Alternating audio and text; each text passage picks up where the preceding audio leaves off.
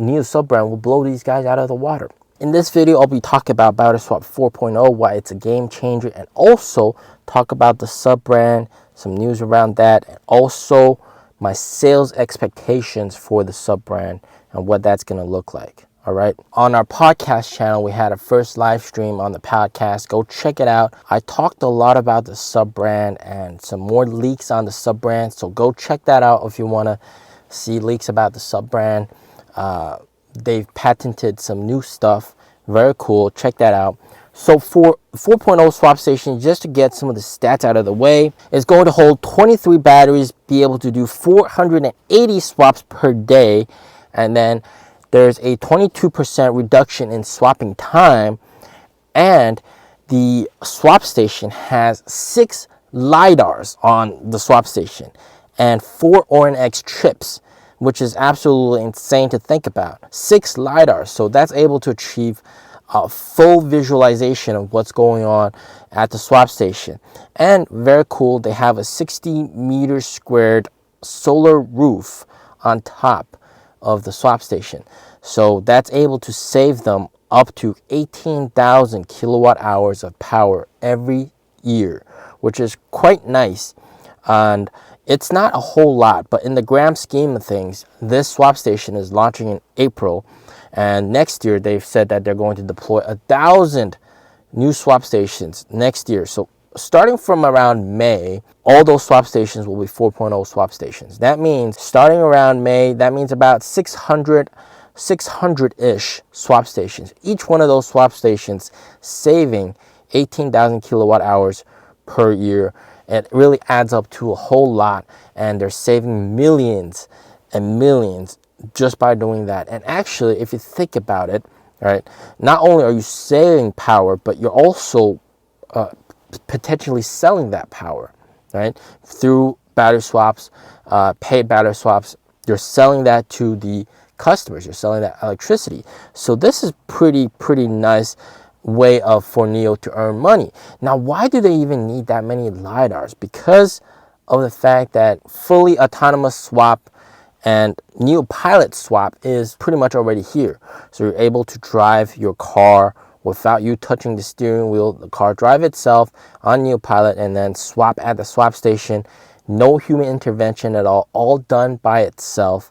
You just have to be careful that nothing really pops out of a corner and take over when you need to, but it gets off the highway by itself, swaps by itself, and then gets back onto the highway by itself. Everything is done by itself. You don't need any intervention. This is the crazy thing, and NIO can already achieve that with current swap stations, which is very crazy to think about. Like, if you want full autonomous driving, robo-taxi level stuff, then you need this, because with Tesla's system, you still got someone to charge the car. You still need someone to charge the car. So NIO is actually closer to robo-taxis. And we already know that NIO got the L3 certification already. And right now, NIO Pilot, NOP, all right, NOP Plus on NT 2.0 cars are pretty much like L3 level driving. They just need the reason it's not called NAD, NIO Autonomous Driving, yet is because of the legal stuff, legal responsibility. So if you crash the car right now, it's still your responsibility. But with NAD, if you crash the car, it's NIO's responsibility. We're not there yet, but in terms of tech, we are there. So that's something to think about. Like, NIO is already capable of autonomously driving and autonomously swapping. And also, what's really cool about these 4.0 swap stations is 3.0 swap and 4.0 swap are going to be used by the sub-brand, which is coming very soon, right? It's coming, like, apparently very soon, like in the next couple of months. And I talked about this on my podcast. I'll talk about it here again. And with that, with the sub-brand, they've already patented the name and everything. It's already done. It's probably going to be called Onvo, ONVO, and the Chinese name Xiangxiang, which is really nice as well. Really sounds like imagination. This is what the logo looks like. Very cool. That might be the sub-brand or the sub-brand, the Firefly sub-brand, but they also patented the and I talked about this in my podcast, the voice assistant. It's going to be called 小乐, and here on current Neos, it's called Nomi, right? We just say, hey Nomi, and then like they can do whatever you want them to do.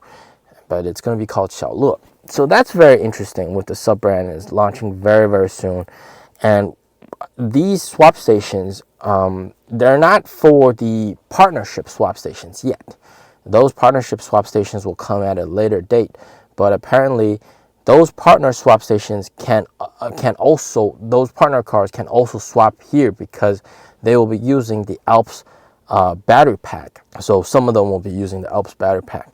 So that's also coming very, very soon. And remember, Dr. Shinfei, he said about the 3 solutions that they're stepping forward with. The step 1 is to right off the bat use NIO Swap Network, and that's the easiest one to hop on board, and very little expense. So very soon, I think they might do that. And at Gen 3, Gen 4 swap stations, we might see some partners using that swap over there as well. But mostly, it's going to be those public swap stations, and that really would need more time, I think, more time for deployment. So in terms of sales expectations for the sub-brand, it is entering a very, very hot market. I mean, look at the pricing of the whole EV market right now. There's new price cuts. All right, there's new price cuts. Li Auto's doing some price cuts, lowering the prices by 30,000 RMB, and on top of having a bunch of incentives. I walked by one of the Li Auto stores. There were a ton of sales reps, not many customers, but they're really pushing hard on those incentives. And what's really crazy is Zeekr's 007 car, the cost to upgrade from 75 kilowatt to 100 kilowatt is only 20,000 RMB, whereas for NIO it's 58,000 RMB. So there's a big price discrepancy, but I think this really is more aimed at the sub-brand because the 007 starts at 200,000 RMB. And that really shows you how competitive it is. All right, it starts at 200,000 RMB, and then you can add 20,000 and then get the 100 kilowatt hour battery pack for that price. Whereas NIOs, they pretty much start off at around 300,000 RMB. Of course, you get a totally different product, and I think I'm biased towards NIO. I think NIO is much better, but it shows how competitive it is in that price category. It's neck and neck. All right, and then also Xiaomi's SU7, the launch event, which my previous video we talked about, wasn't really a launch event, but they talked about some of the tech inside the car, and the tech inside the car, I mean, like, it's very good, but at that price point of around 200K, it makes it even better. It's just so insane that what cars these companies are all coming up with. Really cheap and really competitive. So NIO's diving headfirst into this with their sub-brand. Will they succeed? I think if they're able to fully advertise the fact that they got battery swap, and those other guys, none of them have battery swap, and offer the product that everybody wants, comfortable seats, a single motor, big screens, and maybe even a fridge, and just good range, good decent range, easy to drive, it's going to be a blowout success. I think NIO's formula of success will really work in the sub-brand category, 200K, and I think NIO sub-brand will blow these guys out of the water because it's going to be an affordable car that can do battery swap, and there's swap stations everywhere. So I think that's when we're going to see NIO really shine, all right, with that sub-brand and those sales. And with the sub-brand, I'm easily expecting at least 20,000 units per month. I mean, that would be pretty nice, 20,000 units per month. It's going to be hard at the start, and I think at the start, when there's less brand recognition, we might see sales take a slow start. And sales, by the way, will probably start in summer of 2024, and brand is going to be launched very soon. All right, early in the next 3 months, that's when they're going to launch the sub-brand. By then, summer, we're going to see sales start, may probably slowly grow, as people know about this brand. And I think it's all about marketing. See how well they can get this thing out there, get the message out there. I think it's going to be a very big success. I would take a bet, and I would bet that NIO sub brand will be a very big success. But they are entering a hot market. If they get the pricing wrong, that could be a very costly move. If they get the launch event wrong, that could also be a very costly move. But I think NIO will get it right, and I think sales will actually fly really high with the sub brand. As always, stay safe, stay healthy. Peace out.